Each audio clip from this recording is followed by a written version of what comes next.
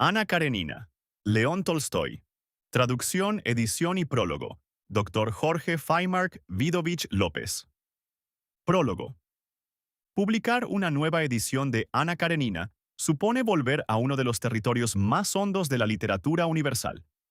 Pocas novelas han logrado representar con tanta fuerza la complejidad del alma humana, la fragilidad de los vínculos, la tensión entre deseo y deber, y el conflicto entre la vida íntima y las normas sociales. León Tolstoy no escribió únicamente la historia de una mujer atrapada entre el amor, el matrimonio y el juicio de su tiempo. Compuso una vasta meditación sobre la existencia, sobre la familia, sobre la moral, sobre la fe y sobre las formas visibles e invisibles de la infelicidad. Desde su célebre frase inicial, todas las familias felices se parecen entre sí, pero cada familia desgraciada tiene un motivo especial para sentirse así. La novela abre una puerta que no se cierra hasta la última página. Esa afirmación, aparentemente sencilla, contiene ya el núcleo de la obra. La felicidad parece necesitar armonía, equilibrio y cierta unidad. La desgracia, en cambio, adopta infinitas formas, se particulariza, se vuelve biografía, carácter, destino. Tolstoy convierte esa intuición en una arquitectura narrativa de extraordinaria amplitud, donde cada personaje lleva consigo una forma distinta de buscar sentido, amor, reconocimiento o paz interior. La figura de Ana Karenina ha sido leída muchas veces como emblema de la pasión trágica. Sin embargo, reducir la novela a una historia de adulterio sería empobrecerla. Ana no es solo una mujer que ama fuera del matrimonio. Es una conciencia que se enfrenta a un mundo incapaz de comprender plenamente la intensidad de su conflicto. Su drama no reside únicamente en amar a Bronsky, sino en vivir en una sociedad donde el deseo femenino, la independencia afectiva y la ruptura de las convenciones son juzgados con una severidad que no se aplica del mismo modo a los hombres. En ella se cruzan la pasión, la culpa, el orgullo, la necesidad de ternura, el miedo al abandono y la imposibilidad de encontrar un lugar propio. Frente a la trayectoria de Ana, Tolstoy construye otra línea esencial, la de Konstantin Levin. Si Ana representa el desgarro entre el amor y la norma social, Levin encarna la búsqueda de una verdad interior. Su vida en el campo, sus dudas sobre el trabajo, la familia, la religión, la muerte y el sentido de la existencia, convierten la novela en algo más que un retrato de la aristocracia rusa del siglo XIX. A través de Levin, Tolstoy introduce sus propias inquietudes filosóficas y espirituales. La necesidad de vivir con autenticidad, el valor del trabajo concreto, la relación con la tierra, la pregunta por Dios y la aspiración a una vida moral no fundada en la apariencia, sino en la experiencia profunda de la conciencia. La grandeza de Ana Karenina está precisamente en esa doble respiración. Por una parte, es una novela social. Muestra salones, bailes, oficinas, trenes, propiedades rurales, matrimonios, jerarquías, modas y conversaciones de una época. Por otra, es una novela interior.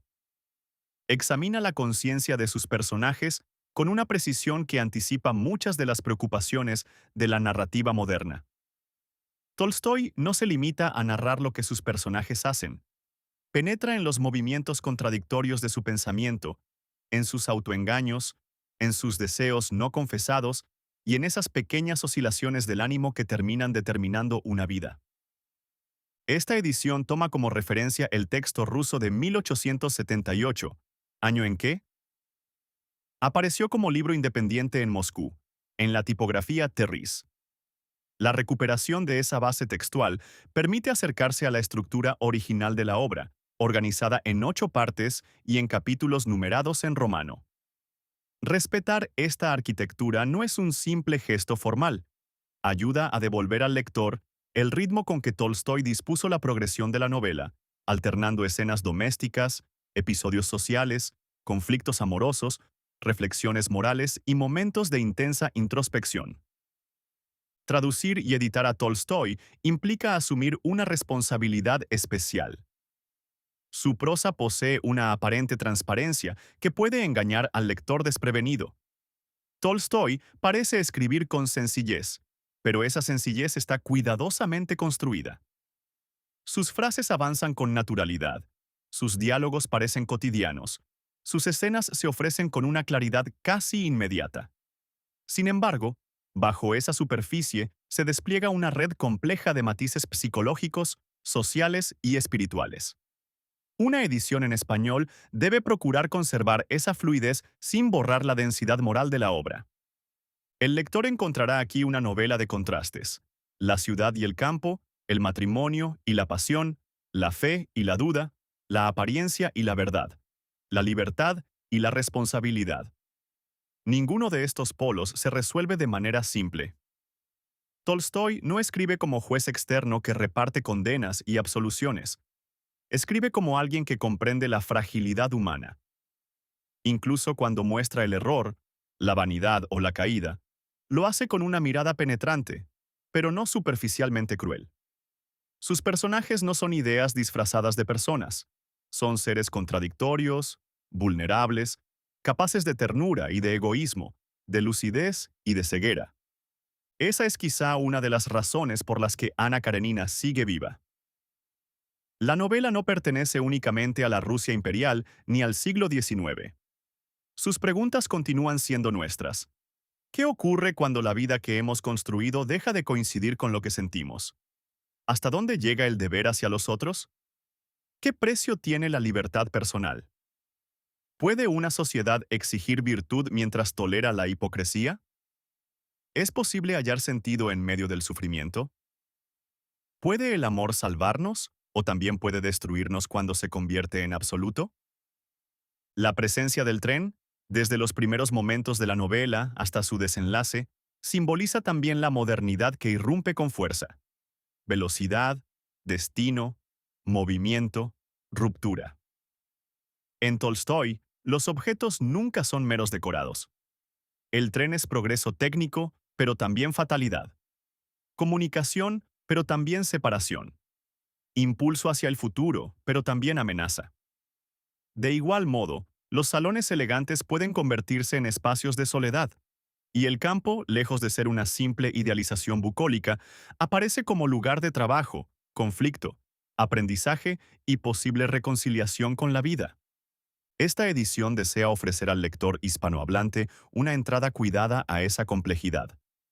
No se trata solo de volver a contar una historia conocida, sino de restituir su fuerza literaria, su respiración moral y su profundidad humana. Leer Ana Karenina. Hoy es enfrentarse a una obra que obliga a detenerse, a mirar con mayor atención las relaciones humanas y a reconocer que la vida rara vez se deja reducir a fórmulas morales sencillas. El título de la novela lleva el nombre de Ana, pero su verdadero centro es más amplio: la condición humana en su lucha por amar, comprender, justificarse, caer, levantarse y buscar sentido. Ana, Vronsky, Karenin, Dolly, Stiva, Kitty y Levin forman parte de un universo narrativo donde cada existencia ilumina una zona distinta del problema central: ¿cómo vivir? Esa pregunta, que atraviesa toda la obra de Tolstoy, encuentra aquí una de sus expresiones más poderosas. Que esta edición sirva, entonces, no solo como lectura de una gran novela, sino como invitación a pensar la vida. Tolstoy nos recuerda que la literatura alcanza su mayor altura cuando no se limita a entretener, sino que nos obliga a reconocernos.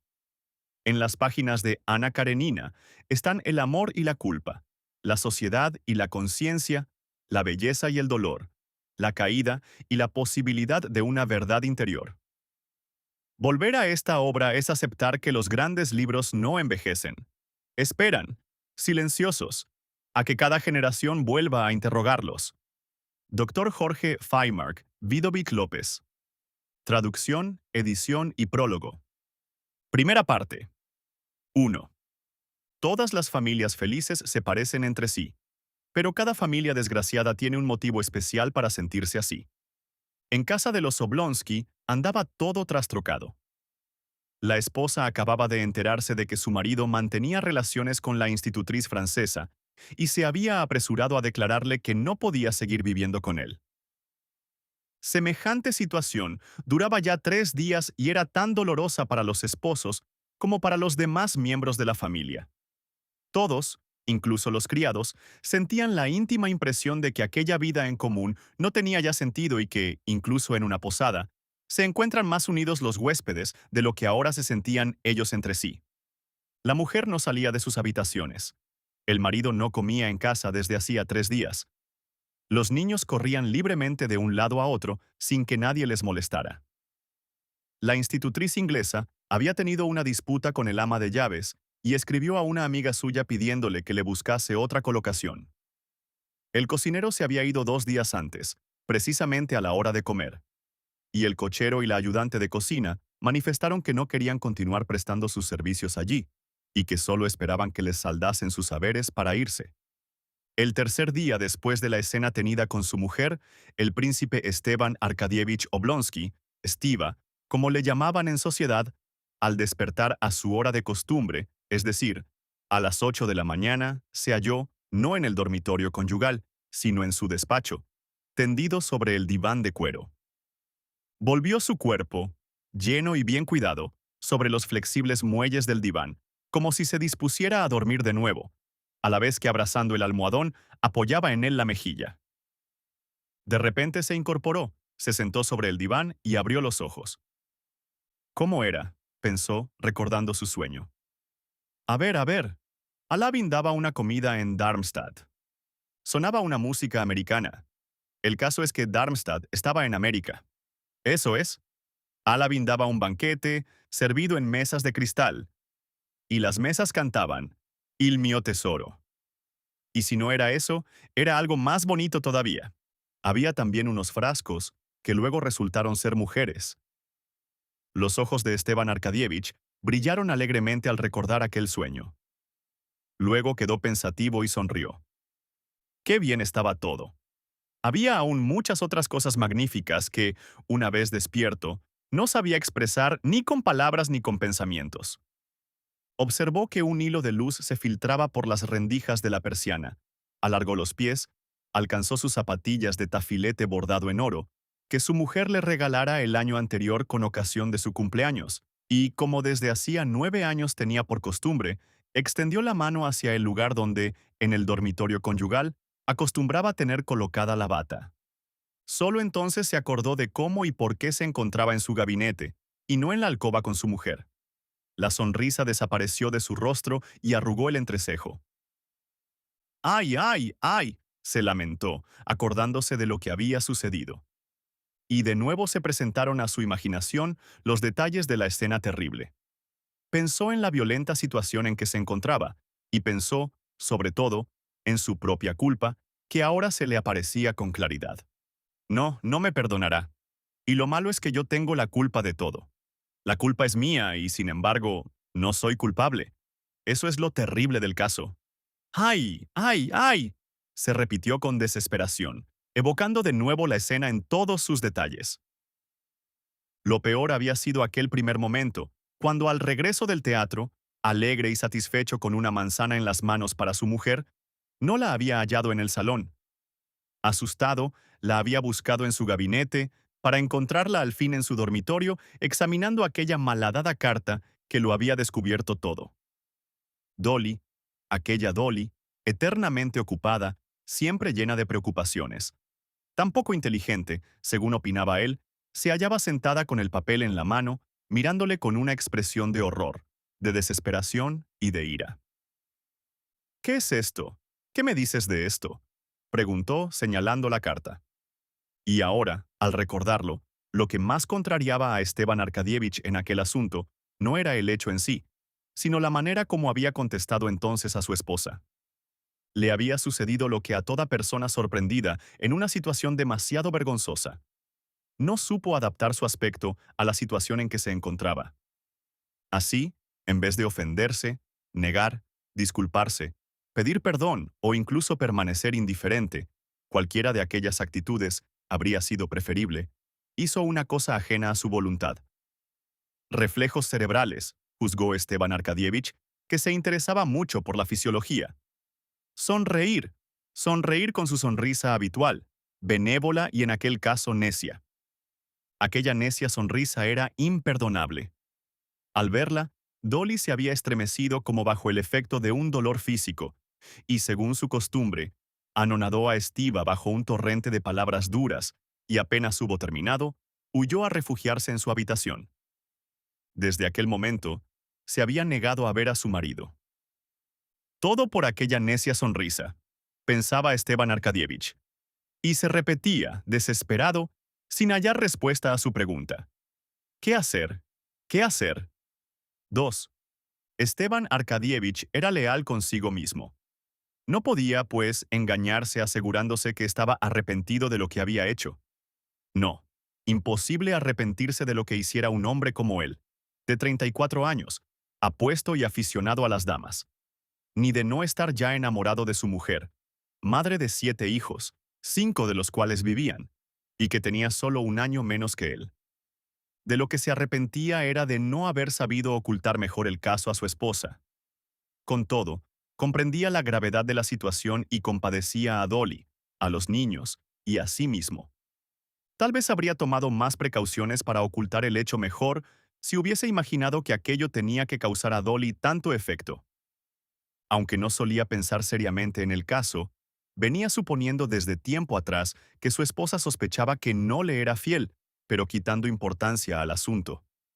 Creía, además, que una mujer agotada, envejecida, ya nada hermosa, sin atractivo particular alguno, buena madre de familia y nada más, debía ser indulgente con él, hasta por equidad. Y he aquí que resultaba todo lo contrario. Es terrible, terrible, se repetía Esteban Arkadievich, sin hallar solución. Con lo bien que iba todo, con lo a gusto que vivíamos. Ella era feliz rodeada de los niños. Yo no la estorbaba en nada. La dejaba en entera libertad para que se ocupase de la casa y de los pequeños. Claro que no estaba bien que ella fuese precisamente la institutriz de la casa. Verdaderamente, hay algo feo, vulgar, en hacer la corte a la institutriz de nuestros propios hijos. ¿Pero qué institutriz? Oblonsky recordó con deleite los negros y ardientes ojos de Mademoiselle Roland y su encantadora sonrisa. Pero mientras estuvo en casa no me tomé libertad alguna. Y lo peor del caso es que todo eso parece hecho adrede. Ay, ay, ¿qué haré? ¿Qué haré? Tal pregunta no tenía otra respuesta que la vida da a todas las preguntas irresolubles. Vivir al día y procurar olvidar. Pero hasta la noche siguiente, Esteban Arkadievich no podría refugiarse en el sueño, en las alegres visiones de los frascos convertidos en mujeres. Era preciso, pues, buscar el olvido en el sueño de la vida. Ya veremos, se dijo, mientras se ponía la bata gris con forro de seda azul celeste y se anudaba el cordón a la cintura. Luego aspiró el aire a pleno pulmón, llenando su amplio pecho, y, con el habitual paso decidido de sus piernas ligeramente torcidas sobre las que tan hábilmente se movía su corpulenta figura, se acercó a la ventana, descorrió los visillos y tocó el timbre. El viejo Mateo, su ayuda de cámara y casi su amigo, apareció inmediatamente llevándole el traje, los zapatos y un telegrama. Detrás de Mateo entró el barbero, con los útiles de afeitar. ¿Han traído unos papeles de la oficina?, preguntó el príncipe, tomando el telegrama y sentándose ante el espejo. Están sobre la mesa, contestó Mateo, mirando con aire inquisitivo y lleno de simpatía a su señor. Y tras un breve silencio, añadió, con astuta sonrisa, han venido de parte del dueño de la cochera. Esteban Arkadievich, sin contestar, miró a Mateo en el espejo. Sus miradas se cruzaron en el cristal. Se notaba que se comprendían. La mirada de Esteban parecía preguntar, ¿por qué me lo dices? ¿No sabes a qué vienen? Mateo metió las manos en los bolsillos, abrió las piernas, miró a su señor sonriendo de un modo casi imperceptible y añadió con sinceridad. Les he dicho que pasen el domingo y que, hasta esa fecha, no molesten al señor ni se molesten. Era una frase que llevaba evidentemente preparada. Esteban Arkadievich comprendió que el criado bromeaba y no quería sino que se le prestase atención. Abrió el telegrama, lo leyó, procurando subsanar las habituales equivocaciones en las palabras, y su rostro se iluminó. Mi hermana Ana Arkadievna llega mañana, Mateo, dijo, deteniendo un instante la mano del barbero, que ya trazaba un camino rosado entre las largas y rizadas patillas. «Loado sea Dios», exclamó Mateo, dando a entender con esta exclamación que, como a su dueño, no se le escapaba la importancia de aquella visita en el sentido de que Ana Arcadievna, la hermana queridísima, había de contribuir a la reconciliación de los dos esposos. «¿La señora viene sola o con su marido?», preguntó Mateo. Esteban Arkadievich no podía contestar, porque en aquel momento el barbero le afeitaba el labio superior, pero hizo un ademán significativo, levantando un dedo. Mateo aprobó con un movimiento de cabeza ante el espejo. «Sola, ¿eh? ¿Preparo la habitación de arriba? Consulta a Daria Alejandrovna y haz lo que te diga». «¿A Daria Alejandrovna?», preguntó, indeciso, el ayuda de cámara. «Sí, y llévale el telegrama. Ya me dirás lo que te ordena». Mateo comprendió que Esteban quería hacer una prueba, y se limitó a decir: «Bien, señor». Ya el barbero se había marchado y Esteban Arkadievich, afeitado, peinado y lavado, empezaba a vestirse, cuando, lento sobre sus botas crujientes y llevando el telegrama en la mano, penetró Mateo en la habitación. «Me ha ordenado deciros que se va. Que haga lo que le parezca», me ha dicho. Y el buen criado miraba a su señor, riendo con los ojos, con las manos en los bolsillos y la cabeza ligeramente inclinada. Esteban Arkadievich callaba. Después, una bondadosa y triste sonrisa iluminó su hermoso semblante. «Y bien, Mateo, ¿qué te parece?», dijo moviendo la cabeza. «Todo se arreglará, señor», opinó optimista el ayuda de cámara. «¿Lo crees así?». «Sí, señor. ¿Por qué te lo figuras?». «¿Quién va?», agregó el príncipe al sentir detrás de la puerta el roce de una falda. «Yo, señor», repuso una voz firme y agradable. Y en la puerta apareció el rostro picado de viruelas del aya, Matrecha Filimonovna. «¿Qué hay, Matrecha?», preguntó Esteban Arkadievich, saliendo a la puerta. Aunque pasase por muy culpable a los ojos de su mujer y a los suyos propios, casi todos los de la casa, incluso Matrecha, la más íntima de Daria Alejandrovna, estaban de su parte. «¿Qué hay?», repitió el príncipe con tristeza. «Vaya usted a verla, señor. Pídale perdón otra vez. ¿Acaso Dios se apiade de nosotros? Ella sufre mucho y da lástima de mirar. Y luego, toda la casa anda revuelta. Debe usted tener compasión de los niños. Pídale perdón, señor. ¿Qué quiere usted? Al fin y al cabo no haría más que pagar sus culpas. Vaya a verla». «No me recibirá. Pero usted habrá hecho lo que debe. Dios es misericordioso. Ruegue a Dios, señor. Ruegue a Dios». «En fin, iré», dijo Esteban Arkadievich, poniéndose encarnado. Y quitándose la bata, indicó a Mateo: «Ayúdame a vestirme». Mateo, que tenía ya en sus manos la camisa de su señor, sopló en ella como limpiándola de un polvo invisible y la ajustó al cuerpo bien cuidado de Esteban Arkadievich con evidente satisfacción. 3. Esteban Arkadievich, ya vestido, se perfumó con un pulverizador, se ajustó los puños de la camisa y, con su ademán habitual, guardó en los bolsillos los cigarros, la cartera, el reloj de doble cadena. Se sacudió ligeramente con el pañuelo, y sintiéndose limpio, perfumado, sano y materialmente alegre a pesar de su disgusto, salió con recto paso y se dirigió al comedor, donde le aguardaban el café y al lado las cartas y los expedientes de la oficina. Leyó las cartas. Una era muy desagradable, porque procedía del comerciante que compraba la madera de las propiedades de su mujer, y como sin reconciliarse con ella no era posible realizar la operación, parecía que se mezclase un interés material con su deseo de restablecer la armonía en su casa. La posibilidad de que se pensase que el interés de aquella venta le inducía a buscar la reconciliación le disgustaba.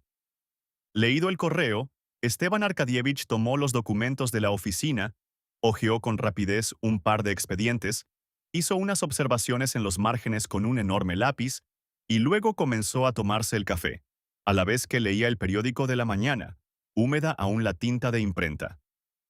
Recibía a diario un periódico liberal no extremista, sino partidario de las orientaciones de la mayoría.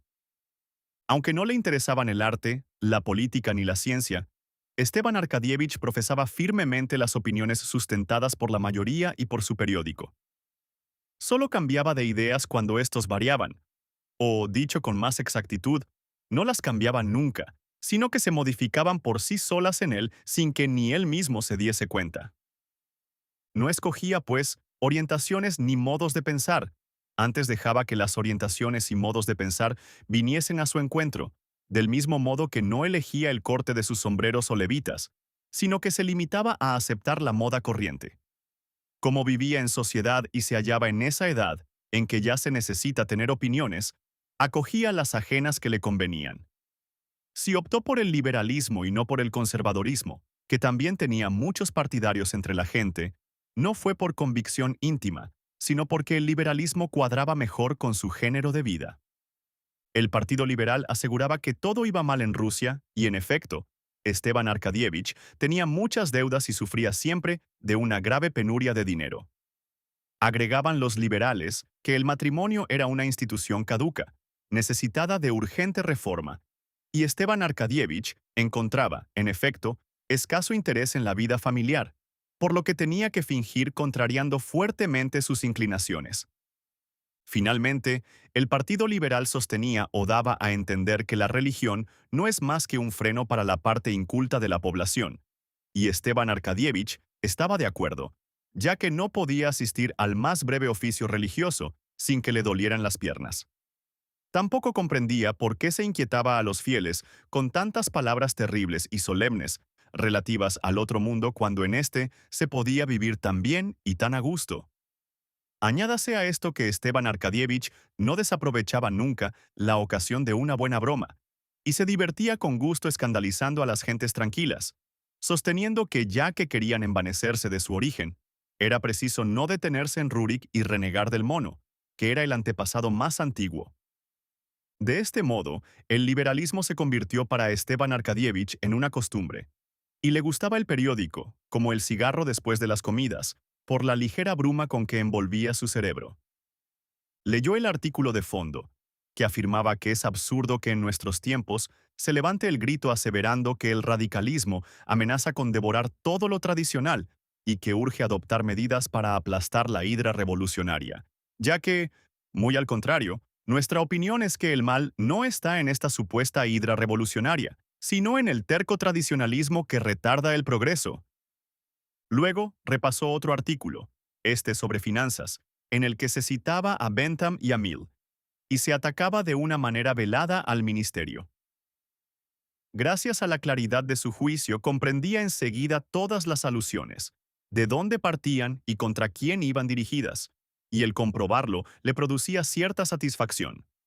Pero hoy estas satisfacciones estaban acibaradas por el recuerdo de los consejos de Matrecha Filimonovna y por la idea del desorden que reinaba en su casa.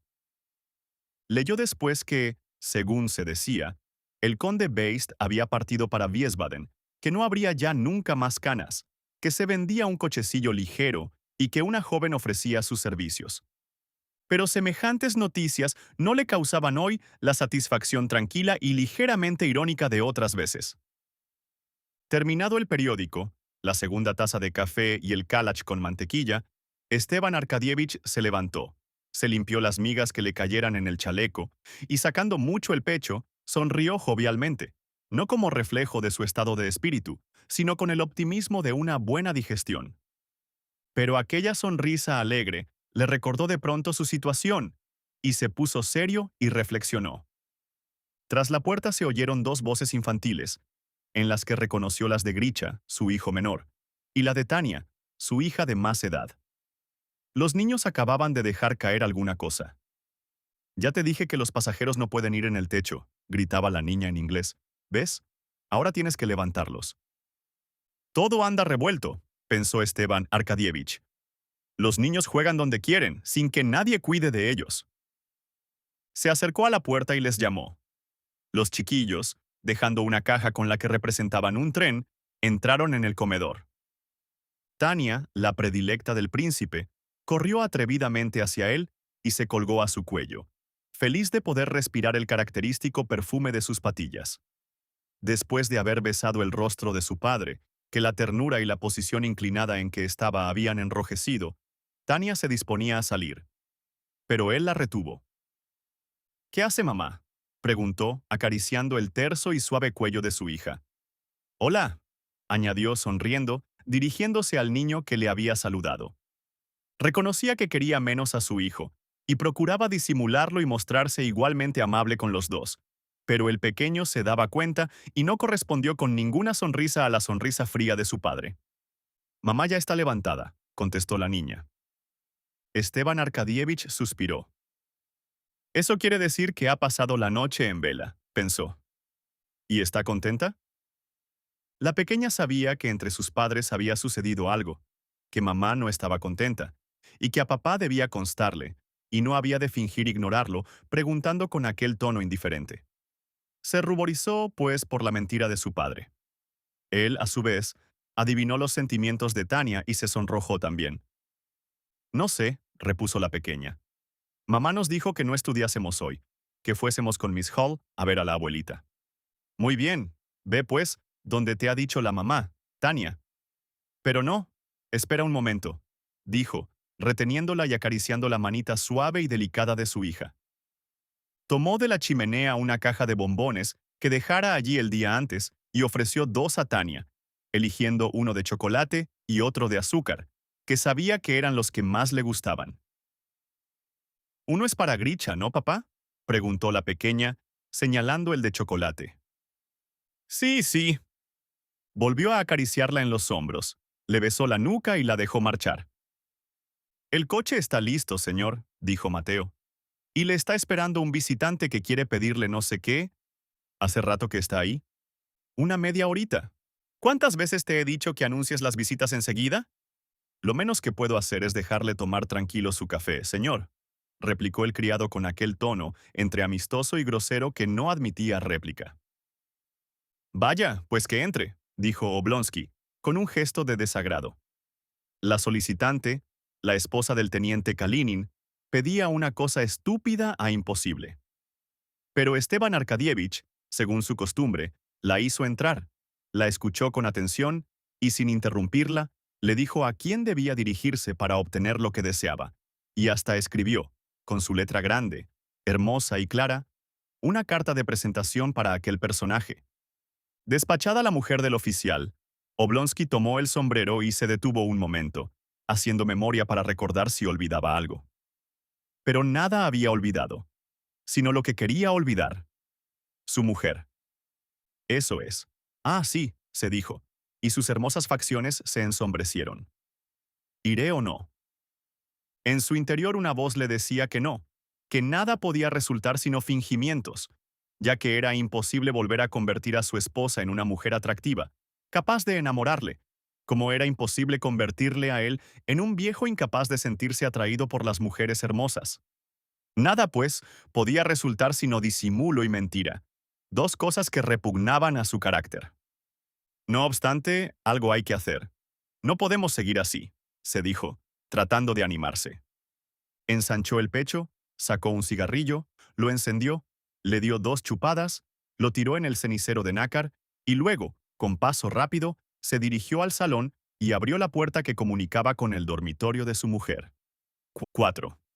Daria Alejandrovna, vestida con una sencilla bata y rodeada de prendas y objetos esparcidos por todas partes, estaba de pie ante un armario abierto del que iba sacando algunas cosas. Se había anudado con prisas sus cabellos, ahora escasos, pero un día espesos y hermosos, sobre la nuca, y sus ojos, agrandados por la delgadez de su rostro, tenían una expresión asustada. Al oír los pasos de su marido, interrumpió lo que estaba haciendo y se volvió hacia la puerta, intentando en vano ocultar bajo una expresión severa y de desprecio la turbación que le causaba aquella entrevista. Lo menos 10 veces en aquellos 3 días, había comenzado la tarea de separar sus cosas y las de sus niños para llevarlas a casa de su madre, donde pensaba irse. Y nunca conseguía llevarlo a cabo. Como todos los días, se decía a sí misma que no era posible continuar así, que había que resolver algo, castigar a su marido, afrentarle, devolverle, aunque solo fuese en parte, el dolor que él le había causado. Pero mientras se decía que había de marchar, reconocía en su interior que no era posible, porque no podía dejar de considerarle como su esposo. No podía, sobre todo, dejar de amarle. Comprendía, además, que si aquí, en su propia casa, no había podido atender a sus 5 hijos, peor lo habría de conseguir en otra. Ya el más pequeño había experimentado las consecuencias del desorden que reinaba en la casa y había enfermado por tomar el día anterior un caldo mal condimentado, y poco faltó para que los otros se quedaran el día antes sin comer. Sabía, pues, que era imposible marcharse, pero se engañaba a sí misma fingiendo que preparaba las cosas para hacerlo. Al ver a su marido, hundió las manos en un cajón, como si buscara algo, y no se volvió para mirarle hasta que lo tuvo a su lado. Su cara, que quería ofrecer un aspecto severo y resuelto, denotaba solo sufrimiento e indecisión. «Dolly», murmuró él con voz tímida, y bajó la cabeza, encogiéndose y procurando adoptar una actitud sumisa y dolorida, pero, a pesar de todo, se le veía rebosante de salud y lozanía. Ella le miró de cabeza a pies con una rápida mirada. «Es feliz y está contento», se dijo. «Y en cambio yo, ah, esa odiosa bondad suya que tanto le alaban todos. Yo le aborrezco más por ella». Contrajo los labios y un músculo de su mejilla derecha tembló ligeramente.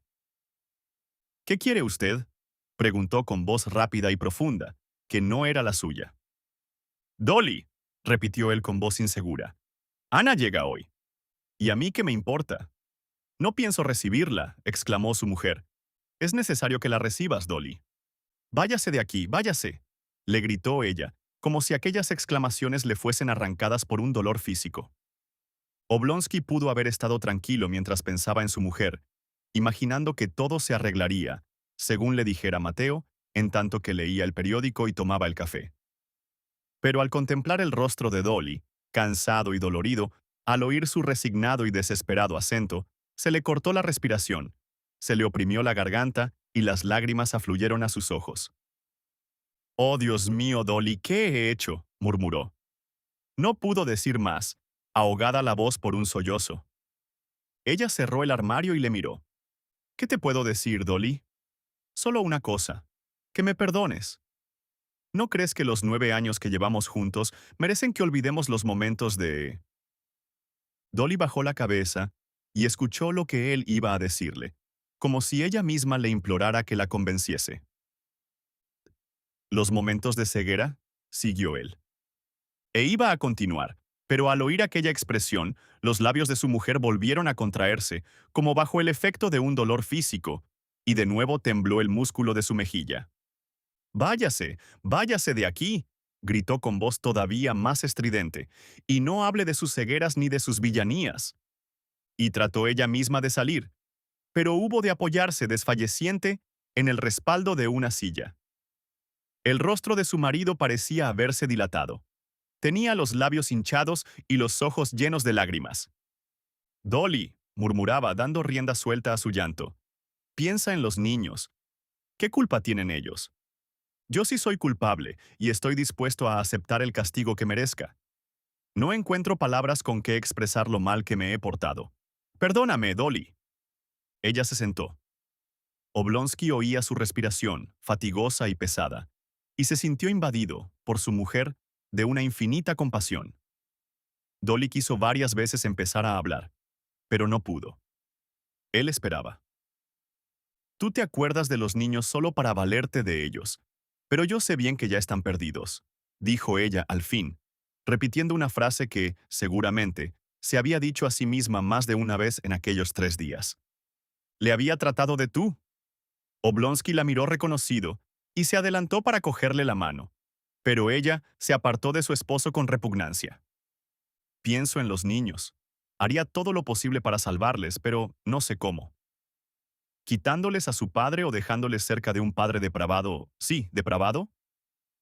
Ahora, después de lo pasado», continuó, levantando la voz, «dígame, ¿cómo es posible que sigamos viviendo juntos?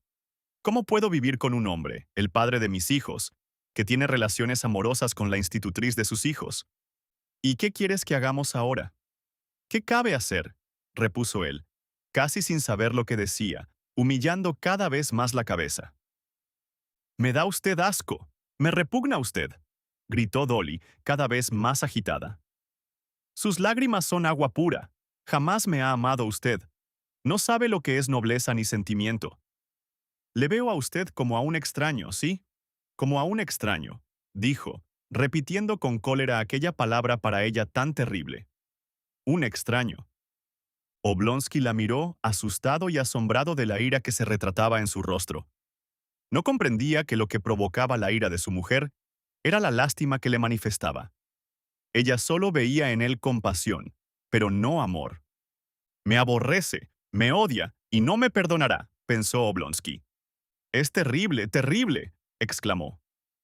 Se oyó en aquel momento gritar a un niño, que se había, seguramente, caído en alguna de las habitaciones. Daria Alejandrovna prestó oído, y su rostro se dulcificó repentinamente. Permaneció un instante indecisa como si no supiera qué hacer, y al fin se dirigió con rapidez hacia la puerta. «Quiere a mi hijo», pensó el príncipe. Basta ver cómo ha cambiado de expresión al oírle gritar. Y si quiere a mi hijo, ¿cómo no ha de quererme a mí? Espera, Dolly, una palabra más, dijo siguiéndola. Si me sigue, llamaré a la gente, a mis hijos, para que todos sepan que es un villano. Yo me voy ahora mismo de casa. Continúe usted viviendo aquí con su amante. Yo me voy ahora mismo de casa. Y salió, dando un portazo. Esteban Arkadievich suspiró, se secó el rostro y lentamente se dirigió hacia la puerta. Mateo dice que todo se arreglará, reflexionaba. Pero no sé cómo. No veo la manera, y qué modo de gritar. ¿Qué términos? Villano, amante, se dijo recordando las palabras de su mujer. Con tal que no la hayan oído las criadas. Es terrible, se repitió. Permaneció en pie unos segundos, se enjugó las lágrimas, suspiró, y levantando el pecho, salió de la habitación. Era viernes. En el comedor, el relojero alemán estaba dando cuerda a los relojes. Esteban Arkadievich recordó su broma acostumbrada, cuando, hablando de aquel alemán calvo, tan puntual, decía que se le había dado cuerda a él para toda la vida, a fin de que él pudiera darle a su vez a los relojes, y sonrió. A Esteban Arkadievich le gustaban las bromas divertidas. ¿Acaso, volvió a pensar, se arregle todo? Qué hermosa palabra arreglar, se dijo. Habrá que contar también ese chiste. Llamó a Mateo. Mateo, prepara la habitación para Ana Arkadievna. Di a María que te ayude. Está bien, señor. Esteban Arkadievich se puso la pelliza y se encaminó hacia la escalera. ¿No come el señor en casa?, preguntó Mateo, que iba a su lado. No sé. Veremos. Toma, para el gasto, dijo Oblonsky, sacando 10 rublos de la cartera. ¿Te bastará? Baste o no, lo mismo nos tendremos que arreglar, dijo Mateo cerrando la portezuela del coche y subiendo la escalera. Entretanto, calmado el niño y comprendiendo por el ruido del carruaje que su esposo se iba, Daria Alejandrovna volvió a su dormitorio. Aquel era su único lugar de refugio contra las preocupaciones domésticas que la rodeaban apenas salía de allí. Ya en aquel breve momento que pasara en el cuarto de los niños, la inglesa y Matrena la habían preguntado acerca de varias cosas urgentes que había que hacer y a las que solo ella podía contestar. ¿Qué tenían que ponerse los niños para ir de paseo? ¿Les daban leche? ¿Se buscaba otro cocinero o no? «Déjenme en paz», había contestado Dolly, y volviéndose a su dormitorio, se sentó en el mismo sitio donde antes había hablado con su marido. Se retorció las manos cargadas de sortijas que se deslizaban de sus dedos huesudos y comenzó a recordar la conversación tenida con él. Ya se ha ido, pensaba. ¿Cómo acabará el asunto de la institutriz? ¿Seguirá viéndola? Debía habérselo preguntado. No, no es posible reconciliarse. Aun si seguimos viviendo en la misma casa, hemos de vivir como extraños el uno para el otro. Extraños para siempre, repitió, recalcando aquellas terribles palabras. ¿Y cómo le quería? ¿Cómo le quería, Dios mío? ¿Cómo le he querido? Y ahora mismo, ¿no le quiero? ¿Y acaso más que antes? Lo horrible es que... No pudo concluir su pensamiento porque Matrena Filimonovna se presentó en la puerta. «Si me lo permite, mandaré a buscar a mi hermano, señora», dijo. «Si no, tendré que preparar yo la comida. No sea que los niños se queden sin comer hasta las 6 de la tarde, como ayer. Ahora salgo y miraré lo que se haya de hacer. ¿Habéis enviado por leche fresca? Y Daria Alejandrovna, sumiéndose en las preocupaciones cotidianas, ahogó en ellas momentáneamente su dolor. V. Aunque nada tonto, Esteban Arkadievich era perezoso y travieso, por lo que salió del colegio figurando entre los últimos. Con todo, pese a su vida de disipación, a su modesto grado y a su poca edad, ocupaba el cargo de presidente de un tribunal público de Moscú.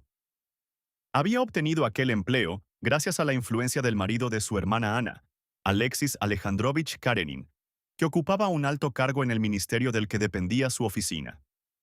Pero aunque Karenin no le hubiera colocado en aquel puesto, Esteban Arkadievich, por mediación de un centenar de personas, hermanos o hermanas, primos o tíos, habría conseguido igualmente aquel cargo a otro parecido que le permitiese ganar los 6.000 rublos anuales que le eran precisos, dada la mala situación de sus negocios, aun contando con los bienes que poseía su mujer. La mitad de la gente de posición de Moscú y San Petersburgo eran amigos o parientes de Esteban Arkadievich. Nació en el ambiente de los poderosos de este mundo. Una tercera parte de los altos funcionarios, los antiguos, habían sido amigos de su padre y le conocían a él desde la cuna. Con otra tercera parte se tuteaba, y la parte restante estaba compuesta de conocidos con los que mantenía cordiales relaciones. De modo que los distribuidores de los bienes terrenales, como cargos, arrendamientos, concesiones, etc., eran amigos o parientes y no habían de dejar en la indigencia a uno de los suyos. Así, para obtener un buen puesto, Oblonsky no necesitó esforzarse mucho. Le bastó no contradecir, no envidiar, no disputar, no enojarse, todo lo cual le era fácil gracias a la bondad innata de su carácter. Le habría parecido increíble no encontrar un cargo con la retribución que necesitaba, sobre todo no ambicionando apenas nada, solo lo que habían obtenido otros amigos de su edad y que estuviera al alcance de sus aptitudes. Los que le conocían no solo apreciaban su carácter jovial y bondadoso y su indiscutible honradez, sino que se sentían inclinados hacia él incluso por su arrogante presencia, sus brillantes ojos, sus negras cejas y su rostro blanco y sonrosado. Cuando alguno le encontraba, exteriorizaba enseguida su contento. «Aquí está Steve Oblonsky», exclamaba al verle aparecer, casi siempre sonriendo con jovialidad. Y, si bien después de una conversación con él no se producía ninguna especial satisfacción, las gentes, un día y otro, cuando le veían, volvían a acogerle con idéntico regocijo. En los 3 años que llevaba ejerciendo su cargo en Moscú, Esteban Arkadievich había conseguido no solo atraerse el afecto, sino el respeto de compañeros, subordinados, jefes y de cuantos le trataban. Las principales cualidades que le hacían ser respetado en su oficina eran, ante todo, su indulgencia con los demás, basada en el reconocimiento de sus propios defectos, y después, su sincero liberalismo.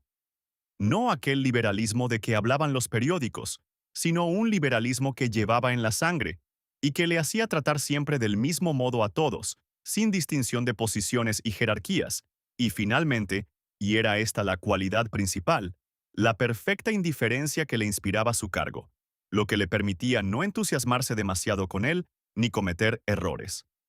Entrando en su oficina, Oblonsky pasó a su pequeño gabinete particular, seguido del respetuoso conserje que le llevaba la cartera.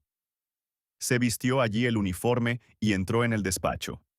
Los escribientes y oficiales se pusieron en pie, saludándole con jovialidad y respeto. Como de costumbre, Esteban Arkadievich estrechó las manos a los miembros del tribunal y se sentó en su puesto. Bromeó y charló un rato, no más de lo conveniente, y comenzó a trabajar. Nadie mejor que él sabía deslindar los límites de la llaneza oportuna y la seriedad precisa para hacer agradable y eficaz el trabajo. El secretario se acercó con los documentos del día y le habló con el tono de familiaridad que introdujera en la oficina el propio Esteban Arkadievich. Al fin hemos recibido los datos que necesitábamos de la Administración Provincial de Penza. Aquí están. Con su permiso, ¿con que ya se recibieron?, exclamó Esteban Arkadievich, poniendo la mano sobre ellos. ¡Ea, señores! Y la oficina en pleno comenzó a trabajar. Si ellos supieran, pensaba, mientras con aire grave, escuchaba el informe. ¿Qué aspecto de chiquillo travieso cogido en falta tenía media hora antes su presidente de tribunal? Y sus ojos reían mientras escuchaba la lectura del expediente. El trabajo duraba hasta las 2, en que se abría una tregua para el almuerzo. Poco antes de aquella hora, las grandes puertas de la sala se abrieron de improviso y alguien penetró en ella. Los miembros del tribunal, sentados bajo el retrato del emperador y los colocados bajo el cérsalo, miraron hacia la puerta, satisfechos de aquella diversión inesperada. Pero el ujier hizo salir enseguida al recién llegado y cerró tras él la puerta vidriera. Una vez examinado el expediente, Oblonsky se levantó, se desperezó y, rindiendo tributo al liberalismo de los tiempos que corrían, encendió un cigarrillo en plena sala del consejo y se dirigió a su despacho. Sus dos amigos, el veterano empleado Nikitin y el gentilhombre de cámara Grinevich, le siguieron. Después de comer tendremos tiempo de terminar el asunto, dijo Esteban Arkadievich. Naturalmente, afirmó Nikitin. Ese Fomín debe de ser un pillo redomado, dijo Grinevich, refiriéndose a uno de los que estaban complicados en el expediente que tenían en estudio. Oblonsky hizo una mueca, como para dar a entender a Grinevich que no era conveniente establecer juicios anticipados, y no contestó. ¿Quién era el que entró mientras trabajábamos?, preguntó a Lugier. Uno que lo hizo sin permiso, Excelencia, aprovechando un descuido mío. Preguntó por usted. Le dije que hasta que no salieran los miembros del tribunal. ¿Dónde está? Debe de haberse ido a la antesala. No lo podía sacar de aquí. Ah, es ese, dijo el ujier, señalando a un individuo de buena figura, ancho de espaldas, con la barba rizada, el cual, sin quitarse el gorro de piel de camero, subía a toda prisa la desgastada escalinata de piedra. Un funcionario enjuto, que descendía con una cartera bajo el brazo, miró con severidad las piernas de aquel hombre y dirigió a Oblonsky una inquisitiva mirada. Esteban Arkadievich estaba en lo alto de la escalera. Su rostro, resplandeciente sobre el cuello bordado del uniforme, resplandeció más al reconocer al recién llegado. «Es él, me lo figuraba. Es Levin», dijo con sonrisa amistosa y algo burlona. «¿Cómo te dignas venir a visitarme en esta covachuela?», dijo abrazando a su amigo, no contento con estrechar su mano. «¿Hace mucho que llegaste?» «Ahora mismo. Tenía muchos deseos de verte», contestó Levin con timidez y mirando a la vez en torno suyo con inquietud y disgusto. «Bien, vamos a mi gabinete», dijo Oblonsky, que conocía la timidez y el excesivo amor propio de su amigo. Y, sujetando su brazo, le arrastró tras de sí, como si le abriera camino a través de graves peligros. Esteban Arkadievich tuteaba a casi todos sus conocidos, ancianos de 60 años y muchachos de 20, artistas y ministros, comerciantes y generales. De modo que muchos de los que tuteaba se hallaban en extremos opuestos de la escala social, y habrían quedado muy sorprendidos de saber que, a través de Oblonsky, tenían algo de común entre sí. Se tuteaba con todos con cuantos bebía champaña una vez, y como lo bebía con todo el mundo, cuando en presencia de sus subordinados se encontraba con uno de aquellos tus, como solía llamar en broma a tales amigos, de los que tuviera que avergonzarse, sabía eludir, gracias a su tacto natural, lo que aquello pudiese tener de despreciable para sus subordinados. Levin no era un tú del que pudiera avergonzarse, pero Oblonsky comprendía que su amigo pensaba que él tendría tal vez recelos en demostrarle su intimidad en presencia de sus subalternos, y por eso le arrastró a su despacho. Levin era de la misma edad que Oblonsky. Su tuteo no se debía solo a haber bebido champaña juntos, sino a haber sido amigos y compañeros en su primera juventud.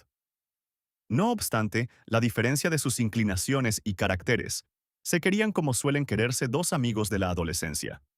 Pero, como pasa a menudo entre personas que eligen diversas profesiones, cada uno, aprobando y comprendiendo la elección del otro, la despreciaba en el fondo de su alma. Le parecía a cada uno de los dos que la vida que él llevaba era la única real y la del amigo una ficción. Por eso Oblonsky no había podido reprimir una sonrisa burlona al ver a Levin. Varias veces le había visto en Moscú, llegado del pueblo, donde se ocupaba en cosas que Esteban Arkadievich no alcanzaba nunca a comprender bien, y que, por otra parte, no le interesaban. Levin llegaba siempre a Moscú precipitadamente, agitado, cohibido, irritado contra sí mismo por su torpeza y expresando generalmente puntos de vista desconcertantes inesperados respecto a todo. Esteban Arkadievich encontraba aquello muy divertido. Levin, en el fondo, despreciaba también la vida ciudadana de Oblonsky y su trabajo, que le parecían sin valor. La diferencia estribaba en que Oblonsky, haciendo lo que todos los demás, al reírse de su amigo, lo hacía seguro de sí y con buen humor, mientras que Levin carecía de serenidad y a veces se irritaba. «Hace mucho que te esperaba», dijo Oblonsky, entrando en el despacho y soltando el brazo de su amigo, como para indicar que habían concluido los riesgos. «Estoy muy contento de verte», continuó. «¿Cuándo has llegado?» Levin callaba, mirando a los dos desconocidos amigos de Esteban Arkadievich, y fijándose, sobre todo, en la blanca mano del elegante Grinevich, una mano de afilados y blancos dedos y de largas uñas curvadas en su extremidad. Aquellas manos surgiendo de los puños de una camisa, adornados de brillantes y enormes gemelos, atraían toda la atención de Levin, coartaban la libertad de sus pensamientos. Oblonsky se dio cuenta y sonrió. «Permitidme presentaros», dijo. «Aquí, mis amigos Felipe Ivanovich Nikitin y Mikhail Stanislavovich Grinevich. Y aquí», añadió volviéndose a Levin, «una personalidad de los estados provinciales, un miembro de los Zemstvos, un gran deportista, que levanta con una sola mano 5 puds. El rico ganadero, formidable cazador y amigo mío, Konstantino Dmitrievich Levin, hermano de Sergio Ivanovich Kosnichev». «Mucho gusto en conocerle», dijo el anciano. «Tengo el honor de conocer a su hermano Sergio Ivanovich», aseguró Grinevich, tendiéndole su fina mano de largas uñas. Levin arrugó el entrecejo, le estrechó la mano con frialdad y se volvió hacia Oblonsky. Aunque apreciaba mucho a su hermano de madre, célebre escritor, le resultaba intolerable que no le consideraran a él como Konstantino Levin, sino como hermano del ilustre Kosnichev. «Ya no pertenezco al Zemstvo», dijo, dirigiéndose a Oblonsky. «Me peleé con todos. No asisto ya a sus reuniones». «Caramba, qué pronto te has cansado. ¿Cómo ha sido eso?», preguntó su amigo sonriendo. «Es una historia larga. Otro día te la contaré», replicó Levin. Pero a continuación comenzó a relatarla. «En una palabra, tengo la certeza de que no se hace ni se podrá hacer nada de provecho con los Zemstvos», profirió como si contestase a una injuria. «Por un lado, se juega al Parlamento, y yo no soy ni bastante viejo ni bastante joven para divertirme jugando. Por otra parte», Levin hizo una pausa, «es una manera que ha hallado la cotería rural de sacar el jugo a las provincias. Antes había juicios y tutelas, y ahora Zemstvos, no en forma de gratificaciones, sino de sueldos inmerecidos», concluyó con mucho calor, como si alguno de los presentes le hubiese rebatido las opiniones. «Por lo que veo, atraviesas una fase nueva, y esta vez conservadora», dijo Oblonsky. «Pero ya hablaremos de eso después». «Sí, después, pero antes quería hablarte de cierto asunto», repuso Levin, mirando con aversión la mano de Grinevich. Esteban Arkadievich sonrió levemente. «¿No me decías que no te pondrías jamás vestidos europeos?», preguntó a Levin, mirando el traje que éste vestía, seguramente cortado por un sastre francés. «Cuando digo que atraviesas una nueva fase». Levin se sonrojó, pero no como los adultos, que se ponen encarnados casi sin darse cuenta, sino como los niños, que al ruborizarse comprenden lo ridículo de su timidez, lo que excita más aún su rubor, casi hasta las lágrimas. Hacía un efecto tan extraño ver aquella expresión pueril en el rostro varonil e inteligente de su amigo que Oblonsky desvió la mirada. «¿Dónde nos podemos ver?», preguntó Levin. «Necesito hablarte».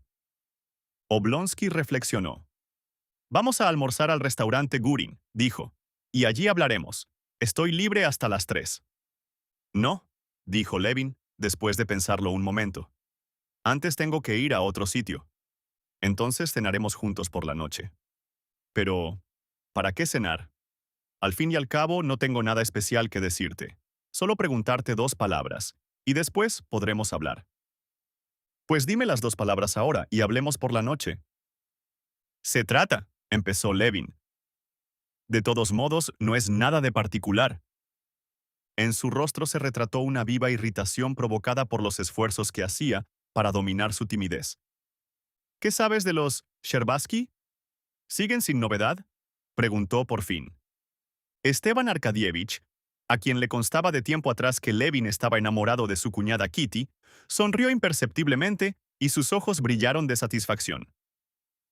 Tú lo has dicho en 2 palabras, pero yo en 2 palabras no lo puedo contestar porque... Perdóname un instante. El secretario, con respetuosa familiaridad y con la modesta conciencia de la superioridad que todos los secretarios creen tener sobre sus jefes en el conocimiento de todos los asuntos, entró y se dirigió a Oblonsky, llevando unos documentos, y, en forma de pregunta, comenzó a explicarle una dificultad. Esteban Arkadievich, sin terminar de escucharle, puso la mano sobre la manga del secretario. No, hágalo, de todos modos, como le he dicho, indicó, suavizando la orden con una sonrisa. Y tras explicarle la idea que él tenía sobre la solución del asunto, concluyó, separando los documentos. Le ruego que lo haga así, Zahar Nikitich. El secretario salió un poco confundido. Levin, entretanto, se había recobrado completamente de su turbación, y en aquel momento se hallaba con las manos apoyadas en el respaldo de una silla, escuchando con burlona atención. No lo comprendo, no, dijo. ¿El que no comprendes? Repuso Oblonsky sonriendo y sacando un cigarrillo. Esperaba alguna extravagancia de parte de Levin. Lo que hacéis aquí, repuso Levin, encogiéndose de hombros. ¿Es posible que puedas tomarlo en serio? ¿Por qué no? Porque aquí no hay nada que hacer. Eso te figuras tú. Estamos abrumados de trabajo. Sí, sobre el papel. Verdaderamente tienes aptitudes para estas cosas, añadió Levin. ¿Qué quieres decir? Nada, replicó Levin. De todos modos, admiro tu grandeza y me siento orgulloso de tener un amigo tan importante. Pero no has contestado aún a mi pregunta, terminó, mirando a Oblonsky a los ojos con un esfuerzo desesperado. Pues bien, espera un poco y también tú acabarás aquí, aunque poseas 3000 hectáreas de tierras en el distrito de Karasinsky. Tengas tus músculos y la lozanía y agilidad de una muchacha de 12 años. A pesar de todo ello, acabarás por pasarte a nuestras filas. Y respecto a lo que me has preguntado, no hay novedad. Pero es lástima que no hayas venido por aquí en tanto tiempo. ¿Pues qué pasa? Preguntó, con inquietud, Levin. Nada, nada, dijo Oblonsky. Ya charlaremos. Y en concreto, ¿qué es lo que te ha traído aquí? De eso será mejor hablar también después, respondió Levin, sonrojándose hasta las orejas. Bien, ya me hago cargo, dijo Esteban Arkadievich. Si quieres verlas, las encontrarás hoy en el parque zoológico, de 4 a 5. Kitty estará patinando. Ve a verlas. Yo me reuniré allí contigo y luego iremos a cualquier sitio. Muy bien, hasta luego entonces. No te olvides de la cita. Te conozco bien. ¿Eres capaz de olvidarla o de marcharte al pueblo? Exclamó riendo Oblonsky. No, no. Y salió del despacho sin acordarse de que no había saludado a los amigos de Oblonsky hasta que estuvo en la puerta. Parece un hombre de carácter, dijo Grinevich cuando Levin hubo salido. Sí, querido, asintió Esteban Arkadievich, inclinando la cabeza. Es un mozo con suerte. 3000 hectáreas en Karasinsky, joven y fuerte, y con un hermoso porvenir. No es como nosotros. ¿De qué se queja usted? De que todo me va mal, respondió Oblonsky, suspirando profundamente. 6. Cuando Oblonsky preguntó a Levin a qué había ido a Moscú, Levin se sonrojó y se indignó consigo mismo por haberse sonrojado y por no haber sabido decirle: «He venido para pedir la mano de tu cuñada», pues solo por este motivo se encontraba en Moscú. Los Levin y los Sherbatsky, antiguas familias nobles de Moscú, habían mantenido siempre entre sí cordiales relaciones, y su amistad se había afirmado más aún durante los años en que Levin fue estudiante. Este se preparó e ingresó en la universidad a la vez que el joven príncipe Sherbatsky, el hermano de Dolly y Kitty. Levin frecuentaba entonces la casa de los Sherbatsky y se encariñó con la familia. Por extraño que pueda parecer, con lo que Levin estaba encariñado era precisamente con la casa, con la familia y, sobre todo, con la parte femenina de la familia. Levin no recordaba a su madre. Tenía solo una hermana, y ésta mayor que él. Así pues, en casa de los Sherbatsky, se encontró por primera vez en aquel ambiente de hogar aristocrático e intelectual del que él no había podido gozar nunca por la muerte de sus padres. Todo, en los Sherbatsky, sobre todo en las mujeres, se presentaba ante él envuelto como en un velo misterioso, poético, y no solo no veía en ellos defecto alguno, sino que suponía que bajo aquel velo poético que envolvía sus vidas se ocultaban los sentimientos más elevados y las más altas perfecciones. Que aquellas señoritas hubiesen de hablar un día en francés y otro en inglés, que tocasen por turno el piano, cuyas melodías se oían desde el cuarto de trabajo de su hermano, donde los estudiantes preparaban sus lecciones, que tuviesen profesores de literatura francesa, de música, de dibujo, de baile, que las tres, acompañadas de Mademoiselle Linon, fuesen por las tardes a horas fijas al Boulevard Tverskoy, vestidas con sus abrigos invernales de satén, Dolly de largo, Natalia de medio largo y Kitty completamente de corto, de modo que se podían distinguir bajo el abriguito sus piernas cubiertas de tersas medias encarnadas, que hubiesen de pasear por el Boulevard Tverskoy, acompañadas por un lacayo con una escarapela dorada en el sombrero. Todo aquello y mucho más que se hacía en aquel mundo misterioso en el que ellos se movían, Levin no podía comprenderlo, pero estaba seguro de que todo lo que se hacía allí era hermoso y perfecto, y precisamente por el misterio en que para él se desenvolvía, se sentía enamorado de ello. Durante su época de estudiante, casi se enamoró de la hija mayor, Dolly, pero ésta se casó poco después con Oblonsky. Entonces comenzó a enamorarse de la segunda, como si le fuera necesario estar enamorado de una a otra de las hermanas. Pero Natalia, apenas presentada en sociedad, se casó con el diplomático Lvov. Kitty era todavía una niña cuando Levin salió de la universidad. El joven Sherbatsky, que había ingresado en la Marina, pereció en el Báltico, y desde entonces las relaciones de Levin con la familia, a pesar de su amistad con Oblonsky, se hicieron cada vez menos estrechas. Pero cuando aquel año, a principios de invierno, Levin volvió a Moscú después de un año de ausencia y visitó a los Sherbatsky, comprendió de quién estaba destinado en realidad a enamorarse. Al parecer, nada más sencillo, conociendo a los Sherbatsky, siendo de buena familia, más bien rico que pobre, y contando 32 años de edad, que pedir la mano de la princesita Kitty. Seguramente le habrían considerado un buen partido. Pero, como Levin estaba enamorado, Kitty le parecía tan perfecta, un ser tan por encima de todo lo de la tierra, y él se consideraba un hombre tan bajo y vulgar, que casi no podía imaginarse que ni Kitty ni los demás le encontraran digno de ella. Pasó 2 meses en Moscú como en un sueño, coincidiendo casi a diario con Kitty en la alta sociedad, que comenzó a frecuentar para verla más a menudo. Y de repente, le pareció que no tenía esperanza alguna de lograr a su amada, y se marchó al pueblo. La opinión de Levin se basaba en que a los ojos de los padres de Kitty, él no podía ser un buen partido, y que tampoco la deliciosa muchacha podía amarle. Ante sus padres no podía alegar una ocupación determinada, ninguna posición social, siendo así que a su misma edad, 32 años, otros compañeros suyos eran uno general ayudante, otro director de un banco y de una compañía ferroviaria, otro profesor y el cuarto presidente de un tribunal de justicia como Oblonsky. Él, en cambio, sabía bien cómo debían de juzgarle los demás. Un propietario rural, un ganadero, un hombre sin capacidad, que no hacía a ojos de las gentes, sino lo que hacen los que no sirven para nada: ocuparse del ganado, de cazar, de vigilar sus campos y sus dependencias. La hermosa Kitty no podía, pues, amar a un ser tan feo como Levin se consideraba, y, sobre todo, tan inútil y tan vulgar. Por otra parte, debido a su amistad con el hermano de ella ya difunto, sus relaciones con Kitty habían sido las de un hombre maduro con una niña, lo cual le parecía un obstáculo más. Opinaba que a un joven feo y bondadoso, cual él creía ser, se le puede amar como a un amigo, pero no con la pasión que él profesaba a Kitty. Para eso había que ser un hombre gallardo, y más que nada, un hombre destacado.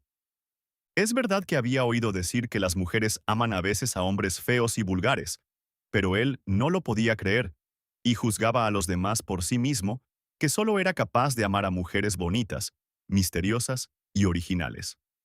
No obstante, después de haber pasado 2 meses en la soledad de su pueblo, comprendió que el sentimiento que le absorbía ahora no se parecía en nada a los entusiasmos de su primera juventud, pues no le dejaba momento de reposo, y vio claro que no podría vivir sin saber si Kitty podría o no llegar a ser su mujer. Comprendió, además, que sus temores eran hijos de su imaginación, y que no tenía ningún serio motivo para pensar que hubiera de ser rechazado. Y fue así como se decidió a volver a Moscú, resuelto a pedir la mano de Kitty y casarse con ella si le aceptaban. Y si no, pero no quiso ni pensar en lo que sucedería si era rechazada su proposición. 7. Llegó a Moscú en el tren de la mañana y enseguida se dirigió a casa de Kosnichev, su hermano mayor por parte de madre. Después de mudarse de ropa, entró en el despacho de su hermano dispuesto a exponerle los motivos de su viaje y pedirle consejo. Pero Kosnichev no se hallaba solo. Le acompañaba un profesor de filosofía muy renombrado que había venido de Yarkov con el exclusivo objeto de discutir con él un tema filosófico sobre el que ambos mantenían diferentes puntos de vista. El profesor sostenía una ardiente polémica con los materialistas, y Kosnichev, que la seguía con interés, después de leer el último artículo del profesor, le escribió una carta exponiéndole sus objeciones y censurándole las excesivas concesiones que hacía al materialismo. El polemista se puso enseguida en camino para discutir la cuestión. El punto debatido estaba entonces muy en boga, y se reducía a aclarar si existía un límite de separación entre las facultades psíquicas y fisiológicas del hombre, y dónde se hallaba tal límite, de existir. Sergio Ivanovich acogió a su hermano con la misma sonrisa fría con que acogía a todo el mundo, y después de presentarle al profesor, reanudó la charla. El profesor, un hombre bajito, con lentes, de frente estrecha, interrumpió un momento la conversación para saludar y luego volvió a continuarla sin ocuparse de Levin. Este se sentó, esperando que el filósofo se marchase, pero acabó interesándose por la discusión. Había visto en los periódicos los artículos de que se hablaba y los había leído, tomando en ellos el interés general que un antiguo alumno de la Facultad de Ciencias puede tomar en el desarrollo de las ciencias. Pero, por su parte, jamás asociaba estas profundas cuestiones referentes a la procedencia del hombre como animal, a la acción refleja, la biología, la sociología, y a aquella que, entre todas, le preocupaba cada vez más, la significación de la vida y la muerte. En cambio, su hermano y el profesor, en el curso de su discusión, mezclaban las cuestiones científicas con las referentes al alma, y cuando parecía que iban a tocar el tema principal, se desviaban enseguida, y se hundían de nuevo en la esfera de las sutiles distinciones, las reservas, las citas, las alusiones, las referencias a opiniones autorizadas, con lo que Levin apenas podía entender de lo que trataban. No me es posible admitir, dijo Sergio Ivanovich, con la claridad y precisión, con la pureza de dicción que le eran connaturales, la tesis sustentada por Case. Es a saber, que toda concepción del mundo exterior nos es transmitida mediante sensaciones. La idea de que existimos la percibimos nosotros directamente, no a través de una sensación, puesto que no se conocen órganos especiales capaces de recibirla. Pero Wurst, Knaust y Pripasov le contestarían que la idea de que existimos brota del conjunto de todas las sensaciones y es consecuencia de ellas. Wurst afirma incluso que sin sensaciones no se experimenta la idea de existir. Voy a demostrar lo contrario, comenzó Sergio Ivanovich. Levin, advirtiendo que los interlocutores, tras aproximarse al punto esencial del problema, iban a desviarse de nuevo de él, preguntó al profesor. Entonces, cuando mis sensaciones se aniquilen y mi cuerpo muera, ¿no habrá ya para mí existencia posible? El profesor, contrariado como si aquella interrupción le produjese casi un dolor físico, miró al que le interrogaba y que más parecía un palurdo que un filósofo, y luego volvió los ojos a Sergio Ivanovich, como preguntándole, ¿qué queréis que le diga? Pero Sergio Ivanovich hablaba con menos afectación a intransigencia que el profesor, y comprendía tanto las objeciones de éste como el natural y simple punto de vista que acababa de ser sometido a examen. Sonrió y dijo, aún no estamos en condiciones de contestar adecuadamente a esa pregunta. Cierto, no poseemos bastantes datos, afirmó el profesor. Y continuó exponiendo sus argumentos. No, dijo. Yo sostengo que sí, Korno afirma Pripasov, la sensación tiene su fundamento en la impresión. Hemos de establecer entre estas dos nociones una distinción rigurosa. Levin no quiso escuchar más y esperaba con impaciencia que el profesor se marchase. Octavo. Cuando el profesor se hubo ido, Sergio dijo a su hermano: «Celebro que hayas venido. ¿Por mucho tiempo? ¿Y cómo van las tierras?» Levin sabía que a su hermano le interesaban poco las tierras, y si le preguntaba por ellas lo hacía por condescendencia. Le contestó, pues, limitándose a hablarle de la venta del trigo y del dinero cobrado. Habría querido hablar a su hermano de sus proyectos de matrimonio, pedirle consejo. Pero escuchando su conversación con el profesor y oyendo luego el tono de protección con que le preguntaba por las tierras, las propiedades de su madre las poseían los dos hermanos en común, aunque era Levin quien las administraba. Tuvo la sensación de que no habría ya de explicarse bien, de que no podía empezar a hablar a su hermano de su decisión, y de que éste no habría de ver seguramente las cosas como él deseaba que las viera. Bueno, ¿y qué dices del Semstvo?, preguntó Sergio, que daba mucha importancia a aquella institución. A decir verdad, no lo sé. ¿Cómo? ¿No perteneces a él? No. He presentado la dimisión, contestó Levin, y no asisto a las reuniones. Es lástima, dijo Sergio Ivanovich arrugando el entrecejo. Levin, para disculparse, comenzó a relatarle lo que sucedía en las reuniones. Ya se sabe que siempre pasa así, le interrumpió su hermano. Los rusos somos de ese modo. Tal vez la facultad de ver los defectos propios sea un hermoso rasgo de nuestro carácter. Pero los exageramos y nos consolamos de ellos con la ironía que tenemos siempre en los labios. Una cosa te diré. Si otro pueblo cualquiera de Europa hubiese tenido una institución análoga a la de los Semstvos, por ejemplo, los alemanes o los ingleses, la habrían aprovechado para conseguir su libertad política. En cambio, nosotros solo sabemos reímos de ella. ¿Qué querías que hiciera?, replicó Levin, excusándose.